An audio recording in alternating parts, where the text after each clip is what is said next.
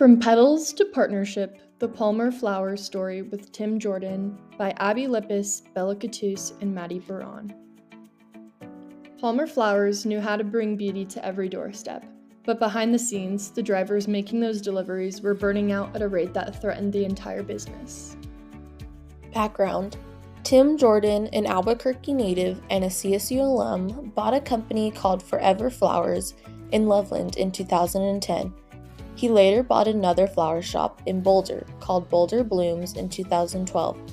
He was then approached by Spiro Palmer in 2014, initially the competition to open a competing flower shop in Loveland.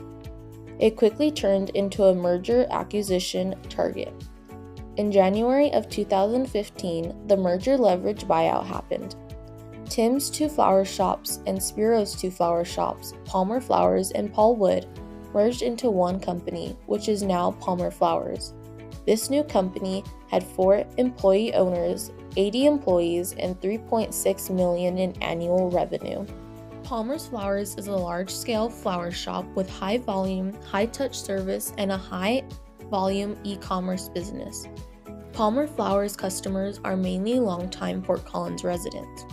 Although consumers perceive Palmer Flowers as a high-end, high-priced brand, its actual prices are consistent with the area's average. The company's goal is to gain customers who purchase flowers at least 3 times a year, aside from holidays. Integrating the distinct company cultures proved to be a major challenge and a key priority for Tim. Paul Wood and Palmer Flowers were big competitors for years, so there was a challenge getting everyone from different companies to be on the same team.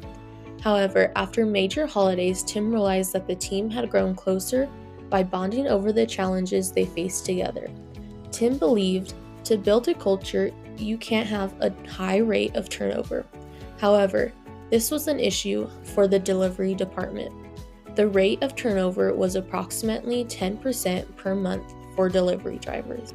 Considerations: Tim took the initiative to develop strategies to reduce driver turnover while maintaining healthy profit margins and improving company culture.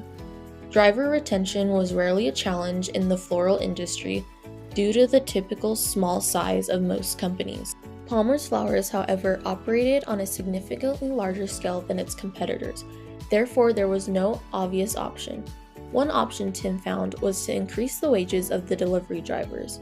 Tim also looked into other industries like food delivery to compare their operations and retention rates. Other than these choices, a decision would be to deal with the turnover of delivery drivers, which is a common decision among other large-scale floral companies. With delivery being the only point of contact with customers, this decision was crucial to improving the customer-consumer relationship. Holidays were when customers interacted with drivers the most. To meet the increased seasonal demand, Palmer's Flowers relied on contracted delivery drivers. However, maintaining a high retention rate among core employees was crucial. Having the same experienced team year-round ensured smoother operations during busy holiday seasons, as employees built their knowledge and efficiency with each cycle. Considerations. The first one is increasing wages. This may erode already slim profit margins. It could make pay differences within the company appear unfair, and there could be an impact on emotional capital of the floral designers. It also may not solve the problem. Second is decrease wages and add tips. Decreasing wages and asking customers for tips could hinder the customer-company relationship. Tim would have to come up with a system due to there not being a system set up for tipping in the floral industry. Should he lower wages and create a tipping system, which is unconventional in the floral design industry? Third is dealing with it. Palmer Flowers could continue with the same wages and hope to come across reliable drivers who love their job. Tim's 2 main focuses were on promoting a workplace culture where people were excited to come to work and keeping the Palmer way, which was perfection in the packaging. The customer's needs came first, and Palmer Flowers worked with every customer to meet their needs.